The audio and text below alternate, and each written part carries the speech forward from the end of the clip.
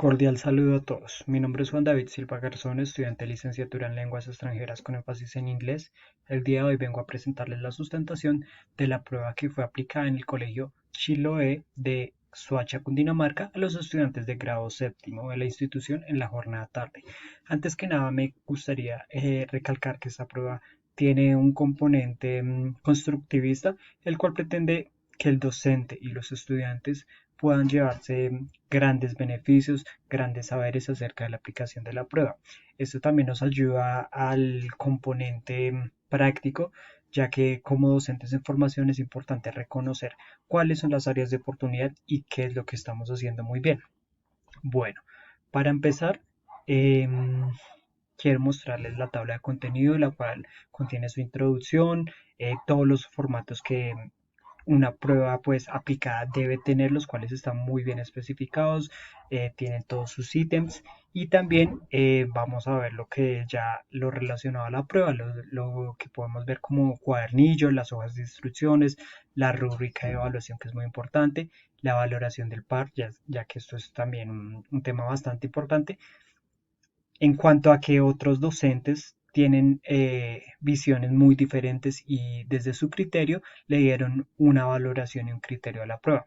Vamos a ver unas retroalimentaciones también, las conclusiones y obviamente las bibliografías que se utilizaron para el desarrollo de la prueba.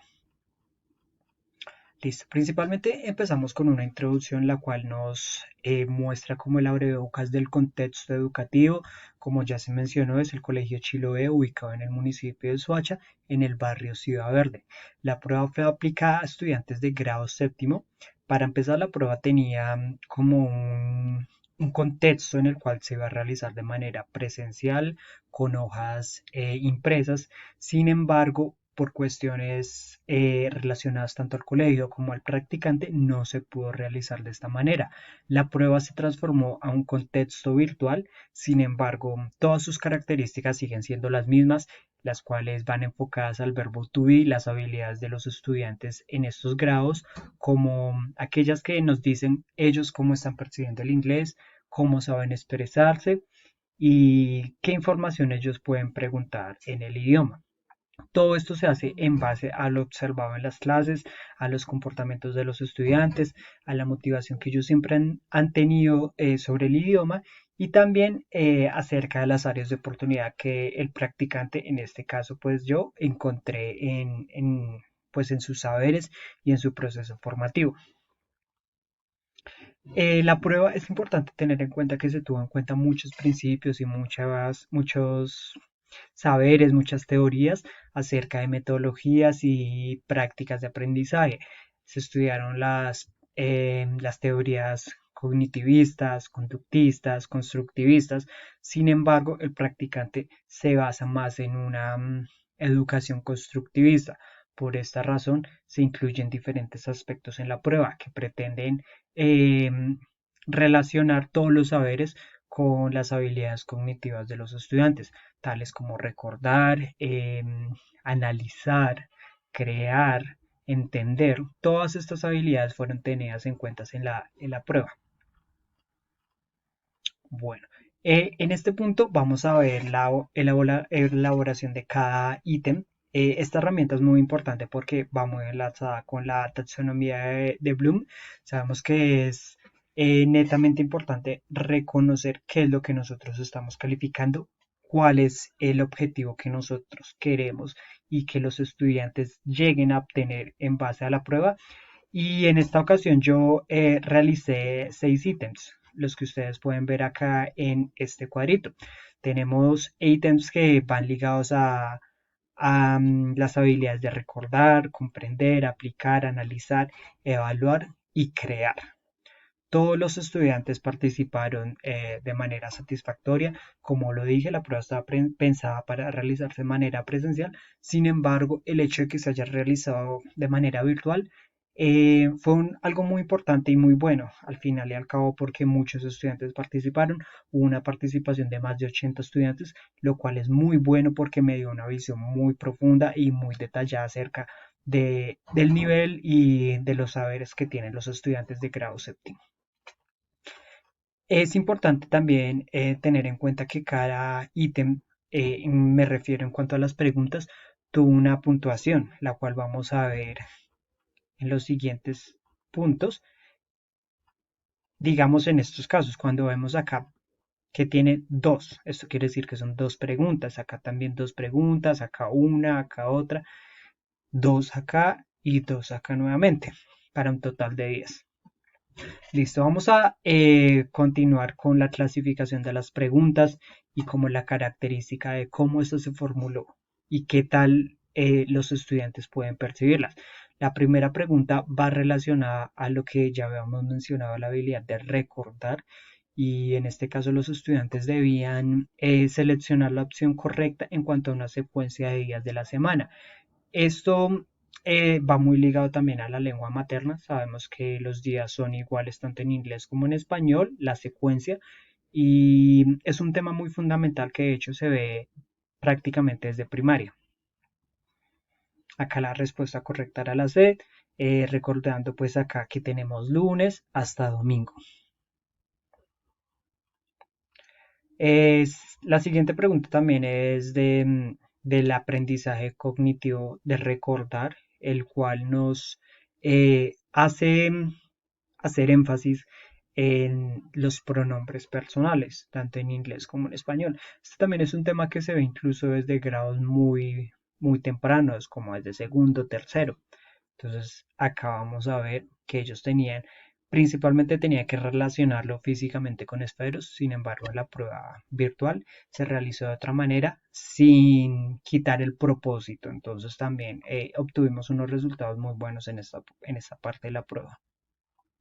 La siguiente pregunta va más que todo también a la comprensión de cómo ellos entienden el presente simple, en este caso hablando del verbo to be, y su estructura. También me causó mucha curiosidad en que los estudiantes en su mayoría respondieron muy bien. Pensé que no, de pronto no lo iba a hacer, pero me llamó la atención de que respondieron muy bien. Acá tenemos obviamente lo que es la clave y la justificación de la respuesta. La pregunta 4 también va como en la organización y el sentido que le damos a la pregunta. En este caso tenemos una oración en inglés y lo que buscamos era su traducción. Las palabras que se usaron, el vocabulario fue muy sencillo, del verbo to be nuevamente y de profesiones, piloto y enfermera. También llama la atención de que tuvieron muy buenos resultados, lo cual fue bastante satisfactorio.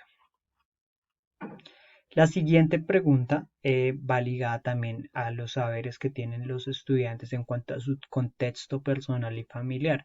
En este caso, quisimos traer lo que es un árbol genealógico que también se trabaja mucho en las áreas de español, y pues acá básicamente los estudiantes debían escribir cómo se compone su familia. En la parte de la prueba virtual se realizó muy similar, sin embargo, lo que se usó fue como hacer un match entre los sustantivos en inglés y en español.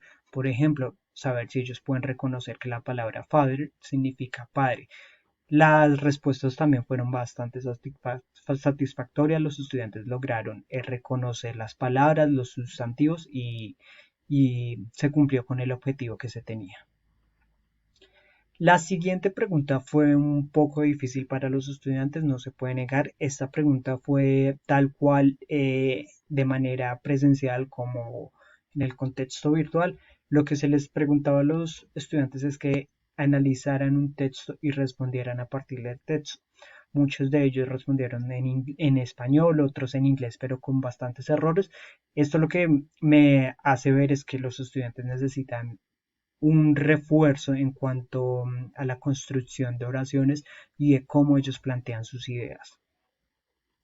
La pregunta séptima es muy parecida a la anterior, también se estaba dando como una afirmación y ellos tenían que sustentar si estaban de acuerdo o no. Muchos de ellos lo hicieron muy bien, pero con oraciones bastante sencillas. Sin embargo, no está mal, expresaron lo que creían acerca de esta afirmación. La pregunta número 8 es un poco también confusa para los estudiantes, no se respondió de la manera en la que se pensaba. Sin embargo, esta pregunta fue pensada en cuanto como a la razón lógica de las cosas. Recordemos que muchas pruebas no siempre van ligadas al tema o a la materia a la que se está evaluando, sino que también van a la razón lógica. Entonces acá, por ejemplo, estamos preguntando que cuál es la oración incorrecta. En este parte de oraciones encontramos que todas tienen una relación menos la número C. ¿Por qué? Porque acá estamos hablando de contextos de vehículos, carros y motocicletas, en estas tres. En esta estamos hablando de plantas. Los estudiantes en su mayoría no comprendieron como la razón de la pregunta y esto hace que al docente le llegue la idea de que este tipo de preguntas se deben reestructurar o explicar previamente. Recordemos que la prueba no se puede explicar previamente, ya que pues la institución estuvo cerrada, entonces se presentaron ciertas dificultades. La pregunta número 9 también fue bastante buena, me llamó mucho la atención de que se cumplió con el propósito. Lo que se buscaba era saber si los estudiantes reconocían esos artículos o esos objetos que ellos usan a diario en su contexto educativo, tales como son la mesa, la silla, los libros, los cuadernos, la maleta, etc.